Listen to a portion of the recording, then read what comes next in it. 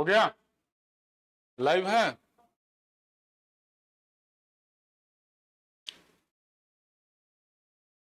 ये चलाएंगे?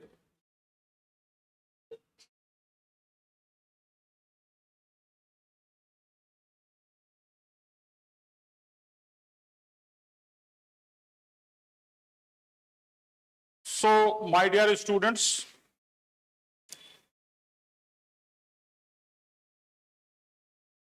I am GP Singh from Savant Coaching, Lucknow, and from today, we are beginning a daily current affairs class so that you will remain updated, जिससे कि आप update रहें सभी जो day to day basis पे जो घटनाएं देश और विदेश में हो रही हैं, इंडिया एंड अब्रॉड और रेस्ट ऑफ द वर्ल्ड।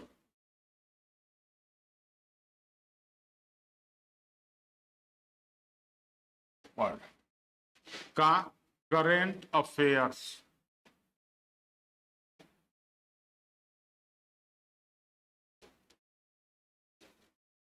ये एक डेली क्लास हम लोग शुरू करने की कोशिश कर रहे हैं, जिसमें आप सभी चीजों से परिचित रहेंगे और इसका हम डे टू डे पीडीएफ भी आपको उपलब्ध करा देंगे, ताकि उसमें से आप जो जरूरी चीजें हों उनको रिपीट एंड रिवाइज कर सकें। Right? And I am GP Singh. So let's move on to the content.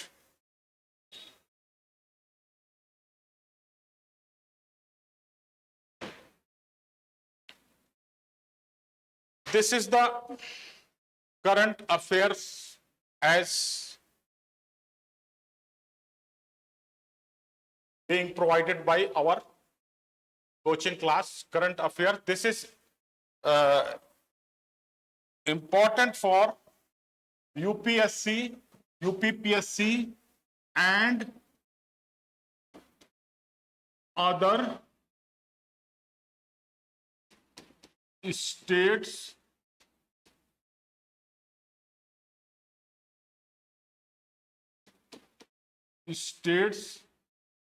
PSCs, and also it is important for SSC and so many exams. There are so many exams, even NDA and CDS exams also ask current affairs questions. So let's move on to the topics. पहला topic है कि ISRO successfully performs 5th orbit raising manoeuvre. जैसा कि आपको मालूम था कि इसरो ने चंद्रयान छोड़ा था अभी पिछले दिनों में, और उससे संबंधित जो और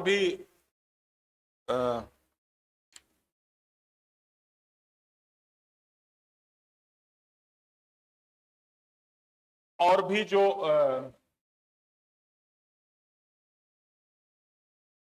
टर्म्स हैं उसको आप जान लीजिए।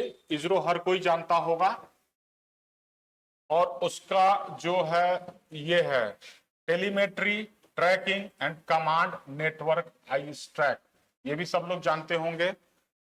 तो ये अपना 5th ऑर्बिट रेजिंग में मैन्यूवर कर रहा है। मैन्यूवर मतलब कि वहां पे मूवमेंट कर रहा है।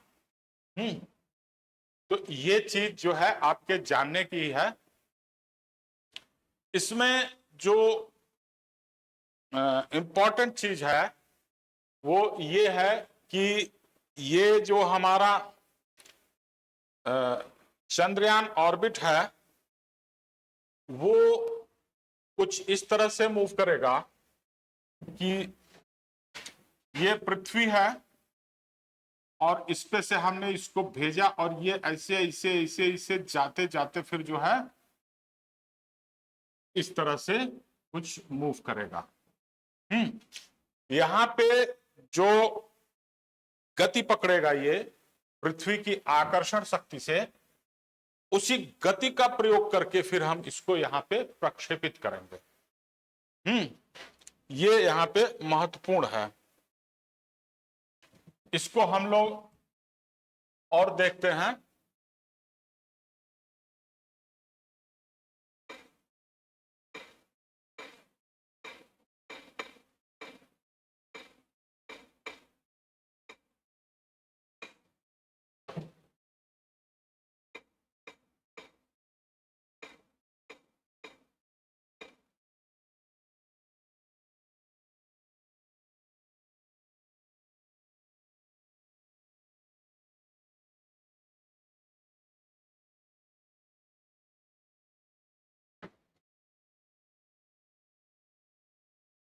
ये कुछ इस तरह से जाएगा।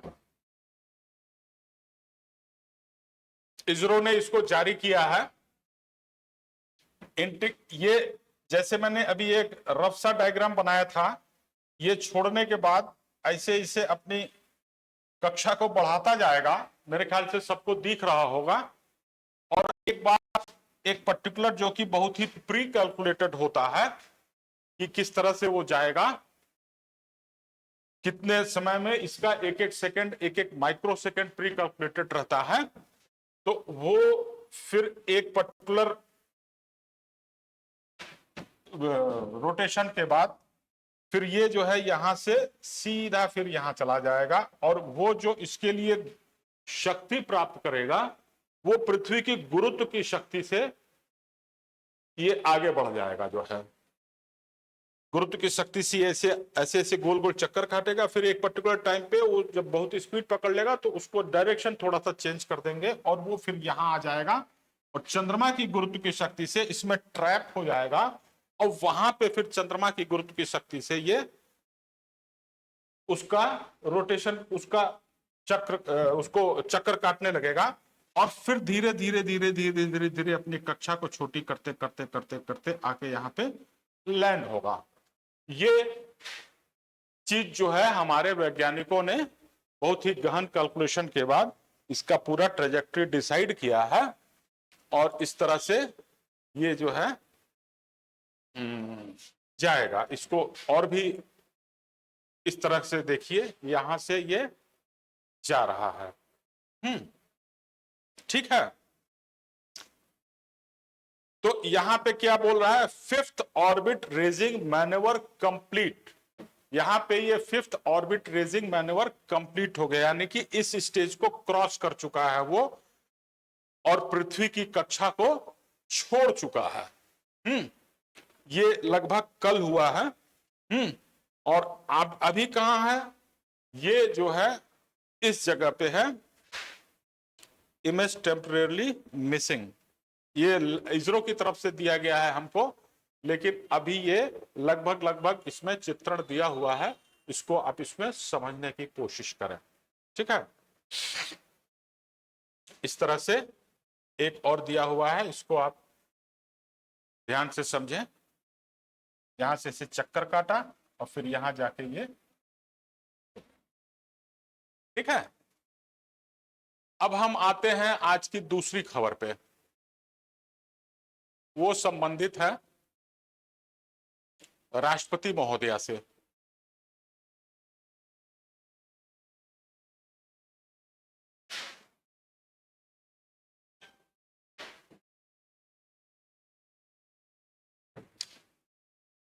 ये भी एक इंपॉर्टेंट खबर है। हमारी महामहिम राष्ट्रपति महोदया ने कुछ पुरस्कार प्रदान किए हैं। अलग अलग क्षेत्रों में अलग अलग समय पे पुरस्कार प्रदान किए जाते हैं। तो बहुत से पुरस्कार तो आप जानते होंगे, जो सेना के जवानों को दिया जाता है, अधिकारियों को दिया जाता है, या वीर बच्चों को दिया जाता है जो कि गणतंत्र दिवस की परेड में शामिल भी होते हैं। एक ये जियो साइंस अवार्ड दिया गया है, जियोग्राफिकल साइंस से संबंधित। तो वो उन्होंने अभी पिछले दिनों में दिया है। जिसमें कि 22 जियो साइंटिस्ट को, जिसमें 2 महिलाएं थी, उनको हमने दिया है। Ministry of Mines with the aim to honor individuals and teams for achievement and contribution in various field of geoscience।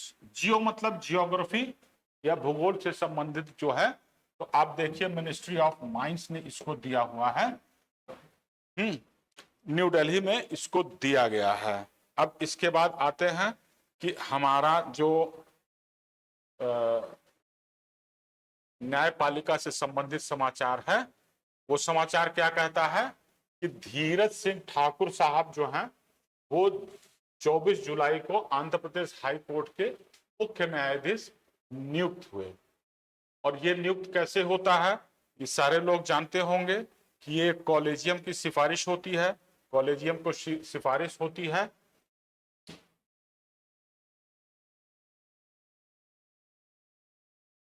और उसके बाद जो है राष्ट्रपति उनको नियुक्त करते हैं। वहां से नोटिफिकेशन निकलता है राष्ट्रपति के कार्यालय से और वो नियुक्ति उनकी मान्य होती है। जुलाई में ही पहले सुप्रीम कोर्ट कॉलेजियम ने reconsidered justice Thakur elevation to Manipur and proposed his elevation as chief justice of Andhra Pradesh high court. तो मणिपुर से उनको फिर आंध्र प्रदेश में किया गया, ये आप थोड़ा ध्यान में रखिएगा। एक veteran actor Jayant Savarkar dies at the age of 87। He got opportunity acclaimed playwright Vijay Tendulkar. Vijay Tendulkar एक मशहूर नाट्य कर्मी रहे हैं जिन्होंने ढेर सारे नाटक लिखे हैं, निर्देशित किए हैं। उनका मराठी नाटक था मानुस नवाचे व्यक्त, उसमें उन्होंने अभिनय किया था और ये मुख्य है Marathi drama, cinema, serial and OTT platform पे ये काम करते रहे हैं। ओटीटी सिंपली एक प्लेटफॉर्म है जिसमें कि ड्रामा, सिनेमा, सीरियल से होता है। जैसे टीवी में पहले सीरियल्स आते थे, अब वो ओटीटी पे चलते हैं, नेट पे चलते, नेट के थ्रू मोबाइल पे या टीवी पे चलाए जा सकते हैं। अच्छा, एक है doctor Thani Zeyoudi elected as chair of WTO 13th ministerial conference. उसमें क्या होता है, UAE minister for foreign trade, UAE के मिनिस्टर हैं डॉक्टर थानी जीओडी, उनको वर्ल्ड ट्रेड ऑर्गेनाइजेशन का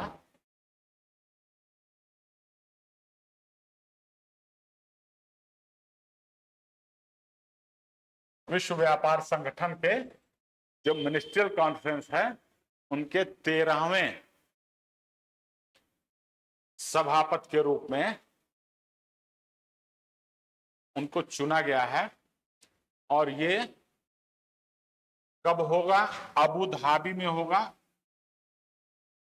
24 के अगले साल के फरवरी में होगा।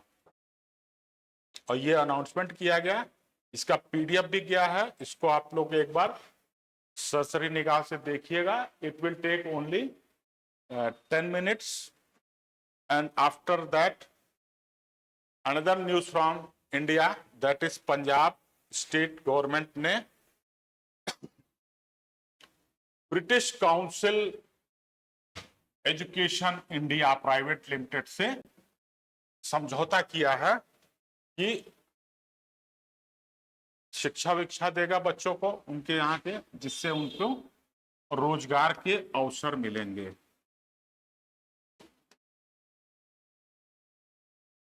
जब आदमी ट्रेंड रहेगा, पढ़ा लिखा रहेगा, तभी तो रोजगार मिलेगा। तो इसीलिए ये बोल रहा है। आवाज आ रही है? हरिओम। ये British Council Education India Private limited है जो कि बच्चों को पढ़ाई वढ़ाई देगा और उनका स्किल डेवलप करेगा, जिससे बच्चों को रोजगार मिलेगा। और ये जो है director of higher education Amarpal Singh ने पंजाब गवर्नमेंट की तरफ से उसको साइन किया है, और दूसरी तरफ से managing director BC British Council education के डंकन विल्सन साहब रहे हैं। इन दोनों लोगों ने आपस में समझौता किया है। अब एक नई खतरनाक खबर आई है। तमिलनाडु के जंगलों में आपने सुना होगा कि एक बड़ा तस्कर था वीरप्पन तमिलनाडु के जंगलों में, जो कि हाथियों को मार देता था, और उनका जो दांत था, जिसको कि हम लोग हाथी दांत कहते हैं या आइवरी भी कहते हैं, उसकी तस्करी वगैरह में बहुत लिप्त था। तो उधर हमारे हाथियों की संख्या ज्यादा है। और उनके लिए जो हाथियों के जो नेचुरल हैबिटेट या जो भी हैबिटेट उनके लिए डिसाइड है, हैबिटेट मतलब उनका आवास क्षेत्र जो भी डिसाइड है, तो वहां पे इन्वेसिव वीड मतलब कि बहुत तेजी से बढ़ने वाला एक खरपतवार जिसको कहते हैं, और वो क्या है, एक्वेटिक वीड। और वो कहां से आया है, वो सेंट्रल एंड साउथ अमेरिका से आया है, पेरू वगैरह से। तो वो जो है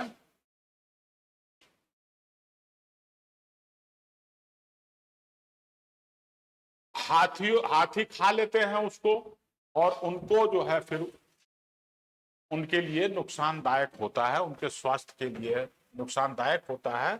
जो कि वालपराई एरिया क्या है, वालपराई एरिया एक हिल स्टेशन है जो केरल और तमिलनाडु के बॉर्डर पे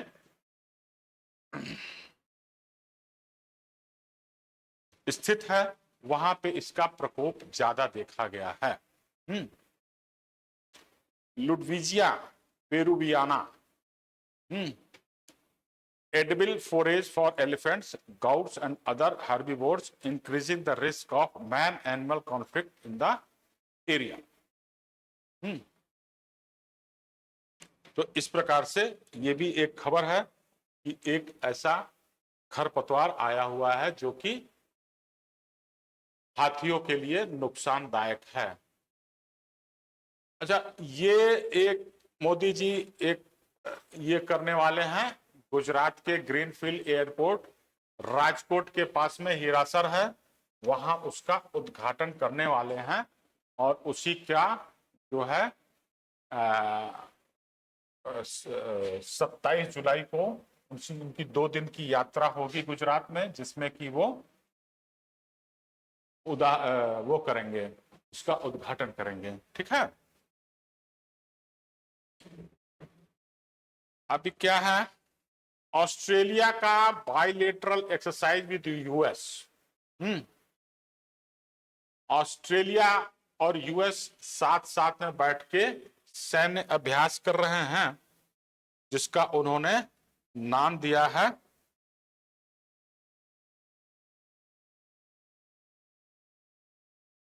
एक्सरसाइज तालिस्मान साबरे 2023 शुरू हो चुका है।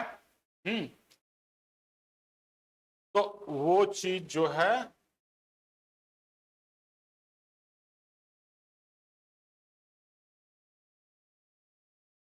it is the largest exercise Talisman Sabre in the terms of its geographical area and the number of participating partner। इसमें क्या है कि ऑस्ट्रेलिया और यूएस का बाइलेटरल मिलिट्री एक्सरसाइज तो है, और बहुत बड़े एरिया में उधर की तरफ हो रहा है। लेकिन इसमें 13 और देश हैं जिनका अभी नाम नहीं बताया गया है, जिसमें कि समुद्र का मतलब कि जल सेना, थल सेना, वायु सेना, साइबर वॉरफेयर, एक आपने नाम सुना होगा साइबर वॉरफेयर, जो कि इक्वली डेंजरस है, इन एक बम गिराने के समान ही डेंजरस है। अगर हम कहीं पे कोई गलत खबर प्लांट कर दें, कोई ऐसी अफवाह प्लांट कर दें सोशल मीडिया को लेके, जिससे कि लोगों में अफरा तफरी मच जाए, लोग दंगा फसाद करने पे उतारू हो जाएं, या लोगों में भगदड़ मच जाए, या लोगों में आपस में एक दूसरे के प्रति अविश्वास हो जाए, या इससे रिलेटेड कोई ऐसी चीज जिससे कि कहीं एक देश एक क्षेत्र का समाज जो है उसके ऊपर बहुत ही हानिकारक प्रभाव पड़े, तो उसको कहते हैं साइबर वॉरफेयर, जो कि आजकल के युग में बहुत ज्यादा काम कर रहा है। किसी देश में बम न गिराओ, वहां कोई ऐसी खबर चला दो, वहां कोई ऐसी चीज काम कर दो या हैकिंग कर दो, उनका पूरा सारा इंटरनेट सिस्टम वगैरह तहस नहस कर दो, ताकि वहां का पूरा सिस्टम बैठ जाए। जैसे कोई बैंक पे गया, पता चला बैंक का तो कंप्यूटर ही काम करना बंद कर दिया, उनका सेंट्रल जो सर्वर है उसी को हाल्ट कर दो, हैक कर दो। तो ये सारी चीजें जो है साइबर वॉरफेयर के अंदर आती हैं। लोग वहां के परेशान हो जाए, दूर से बैठे बैठे कोई काम कर दो, बम गिराने की जरूरत नहीं है, वो खुदे आपस में लड़ मरेंगे, परेशान हो जाएंगे, बीमार हो जाएंगे, टेंशन में आ जाएंगे। और स्पेस में भी जो है आजकल युद्ध होने की संभावनाएं ज्यादा हो रही हैं। जैसे कि अब हमने, मतलब इसको बुरे अर्थ में मत लीजिएगा, हमने अभी चंद्रयान भेजा है, तो बहुत मेहनत लगा के, और वैज्ञानिकों को बहुत मेहनत लगी है। हाँ जी बोलिए। वैज्ञानिकों को बहुत मेहनत लगी है, बहुत समय लगा है, और बहुत पैसे भी इसमें लगे हैं। पता चला कि कहीं दूर से ही, कहीं किसी सैटेलाइट से हमने लेजर बीम छोड़ा और वो जल के राख हो गया, सब टाटा फिश हो गया। तो ये स्पेस वाला वॉरफेयर हो रहा है। या आपको जानकारी होगी कि एक वक्त में अनेकों अनेक देश, खासतौर से जो तकनीकी रूप से बहुत ही विकसित देश हैं, तो उनके दर्जनों की संख्या में सैटेलाइट विचरण करते रहते हैं। उन सैटेलाइट का क्या काम होता है? एक तो काम होता है टेलीकम्युनिकेशन, टेलीकॉम, दूसरा होता है नेविगेशन, जो सैटेलाइट फोन वगैरह इस्तेमाल करते हैं, या जो समुद्र में शिप वगैरह चलते हैं, खासतौर से मालवाहक शिप्स, तो उनको वहां पे कोई दिशा और दूरी का ज्ञान नहीं होता है। वो विभिन्न संचार उपकरणों के द्वारा ही अपना लैटिट्यूड, लॉन्गिट्यूड, जिसको हम हिंदी में अक्षांश और देशांतर कहते हैं, अक्षांश और देशांतर कहते हैं, उसको वो प्राप्त करते हैं, जिसको जीपीएस सिस्टम भी कहते हैं। तो ये सारी चीजें जो है ये किससे कंट्रोल होती हैं? ये विभिन्न प्रकार के जो सैटेलाइट छोड़े जाते हैं उससे कंट्रोल होते हैं। उसके अलावा और भी काम होते हैं सैटेलाइट से, सर्वे के काम होते हैं, मिलिट्री पर्पस के ढेर सारे सैटेलाइट होते हैं, जो कि एक दूसरे के देश का ट्रूप्स के आवाजाही की खबर रखते हैं, उनका लाइव प्रसारण करते हैं। अभी तो ऐसे सैटेलाइट्स आ गए हैं कि जो बहुत ऊंचाई पे स्थित हैं और वहीं से इतनी सटीक तस्वीर खींच के भेजते हैं कि अगर कोई गाड़ी जा रही है तो उसका नंबर प्लेट का नंबर भी पढ़ लेगा जो। तो इतने ज्यादा वो आ गए हैं, और उनको हम फिर कई कामों में इस्तेमाल कर सकते हैं। तो ये जो स्पेस वॉर होता है उसमें हम दूसरे के सैटेलाइट को नाकाम यदि कर दें, खासतौर से क्रिटिकल टाइम में, कि वहां बाढ़ आई है, सूखा पड़ा है, या कहीं कुछ युद्ध की स्थिति है, सीमाओं पे तनाव है, ऐसे केस में अगर हम कर दें तो वो देश जो है ऑटोमेटिकली बहुत बुरी तरह से तबाही का शिकार हो जाएगा, बहुत परेशान हो जाएगा, और काफी कुछ उसको नुकसान होगा। तो ये सारी चीजों की एक्सरसाइज अब जब भी जल सेना, थल सेना, वायु सेना होती है तो इनको लगातार ट्रेनिंग किया जाता है, ट्रेनिंग दिया जाता है साइबर वॉरफेयर का और स्पेस वॉरफेयर का। अपने सेनाओं में भी हो रहा है ये चीज। तो फिर जब बड़ी एक्सरसाइज होती हैं तो उनका हम प्रैक्टिकल फिर एक्सरसाइज कराते हैं अपने सैनिकों को। अब एक अच्छी सी खबर है कि कमलजीत, इंडिया के कमलजीत साहब जो हैं, उन्होंने 50 मीटर की पिस्टल इवेंट में जूनियर शूटिंग वर्ल्ड चैंपियनशिप हुई है, तो उसमें उन्होंने गोल्ड मेडल प्राप्त किया है। ये कहां पे हुआ था? कोरिया में हुआ था। चंगवोन शूटिंग रेंज कोरिया में हुआ था। और इसमें टोटल, और ये अभी लेटेस्ट जो है वो कमलजीत ने प्राप्त किया है, और भी लोगों ने प्राप्त किया है। तो 90 शूटर्स हमारे गए थे जिन्होंने 17 मेडल प्राप्त किए हैं, 6 गोल्ड, 6 सिल्वर, 5 ब्रॉन्ज, 6 6 12 5 17। तो ये हमारे लिए एक खुशी देने वाली खबर रही है अपने देश की। जब भी कोई हमारा खिलाड़ी या हम में से कोई भी कोई बड़ा सम्मान पाता है तो वो सबके लिए खुशी की बात होती है। ठीक है। अच्छा, अब ये मचाइल माता यात्रा इन किश्तवाड़। किश्तवाड़ एक जगह है जम्मू कश्मीर में है। हाईली एंटिसिपेटेड 43 दिन की यात्रा होती है ये,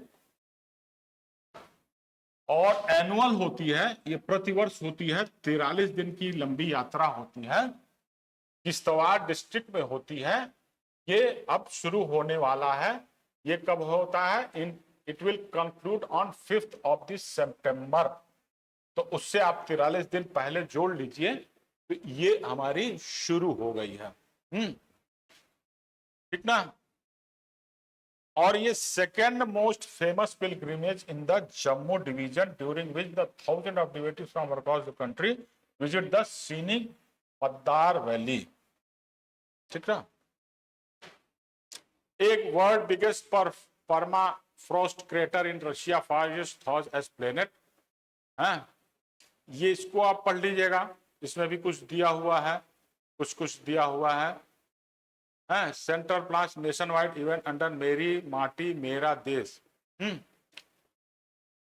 सेंट्रल गवर्नमेंट ने लॉन्च किया है मेरी माटी मेरा देश। एक कोई कार्यक्रम है सरकार का, अलग अलग कार्यक्रम सरकार चलाती रहती है अलग अलग समय पे, जिसके कि विभिन्न क्षेत्रों में इनका प्रयोग होता है, लोग इसमें भाग लेते हैं। तो ये कब चलाया गया है? गवर्नमेंट हैज लॉन्च्ड द मेरी Maati Mera Desh campaign envisaged as the culminating event of Azadi ka Amrit Mahotsav celebration of 75 years of Indian independence. Culminating event, culminating मतलब कि समापन, समापन समारोह